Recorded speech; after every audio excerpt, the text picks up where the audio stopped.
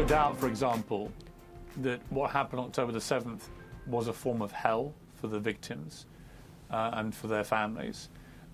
There's also no doubt that for many living in Gaza, for many innocent Palestinians, as we know, of the 2 million or so residents and citizens there, I think it's more than half are of child age, and many are very young children, and many children are getting killed. And as a father, I'm sure as like me, as a father, it is utterly heartbreaking to see so many thousands of children being killed who have nothing obviously to do with this. Again, this comes back to this moral quandary I have. You know, it's interesting when you said enough is enough in that tweet. You know, some people are already saying, even if they're very sympathetic to Israel's need to take out Hamas, they're looking at these fairly apocalyptic scenes in Gaza and thinking, enough is enough of that. You know, in other words, the revenge is already far greater in terms of death toll than the original appalling terror attacks. That, again, is where I have a moral quandary.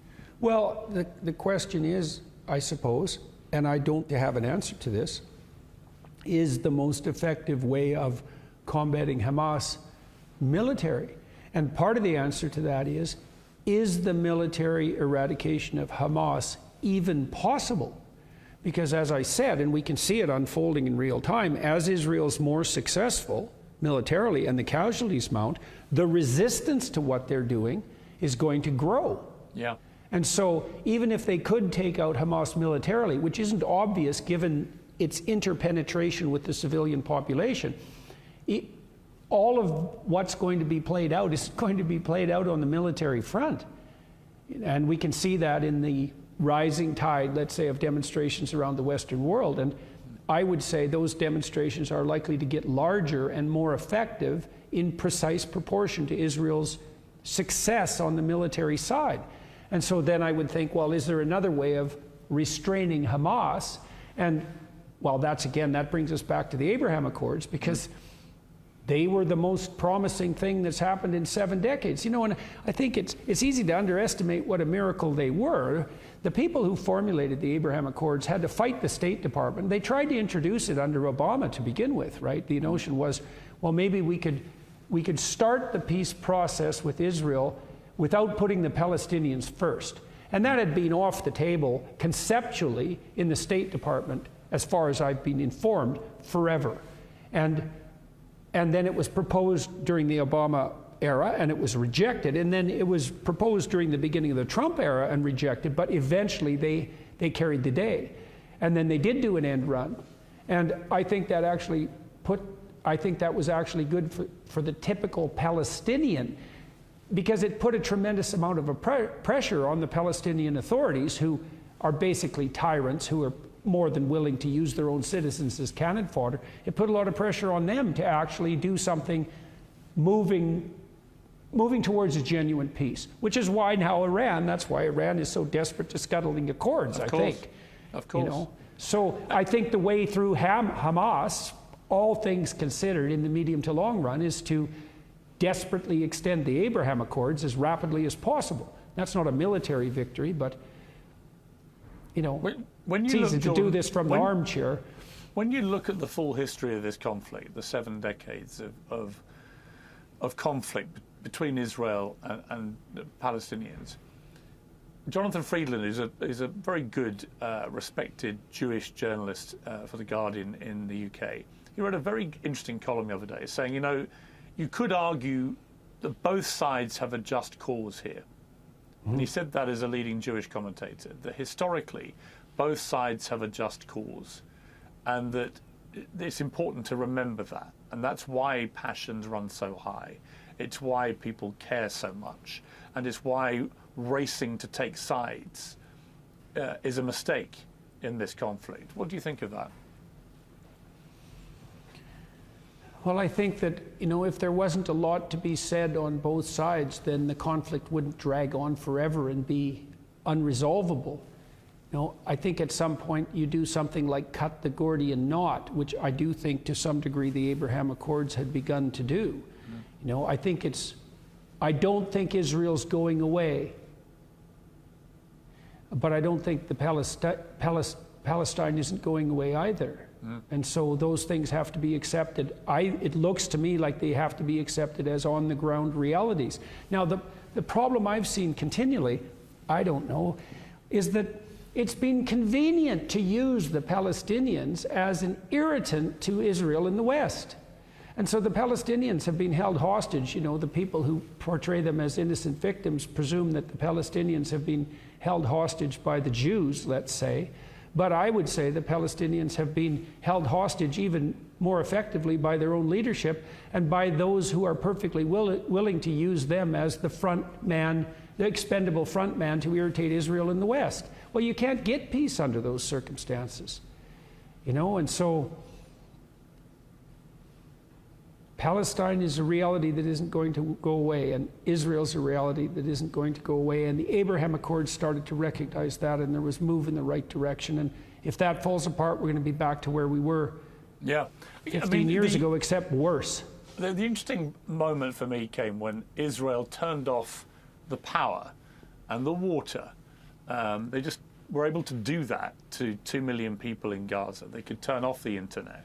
And it struck me that that was a very vivid reminder that Israel effectively controls Gaza. It doesn't do so politically, but it does in reality.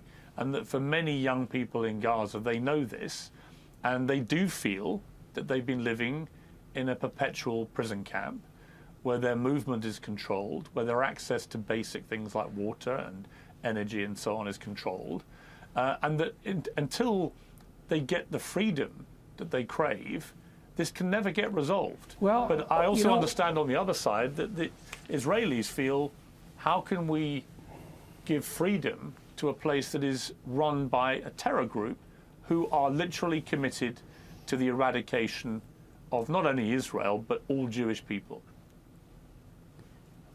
Well, you laid out what are the two sets of valid counterclaims. I mean, there's another complicating factor too. You know, you said that you know your moral back is up because of the continual toll in civilians in Palestine, especially among people who, let's say, weren't even born when they first came to power.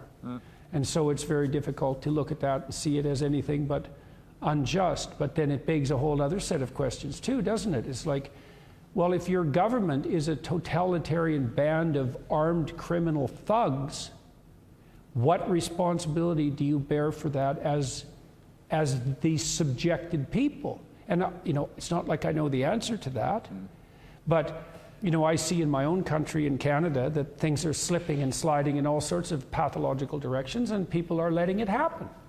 And if you let that happen long enough, well, things get very, very bad. And they have got very, very bad in Palestine, and the answer to whatever tyranny Israel might be exerting over the Palestinians isn't for the Palestinians to exert even more tyranny over themselves, especially not in concert with a third party like Iran, who's perfectly willing to sacrifice them at any point. And so now, and then that question emerges, well, what responsibility do the Palestinians bear?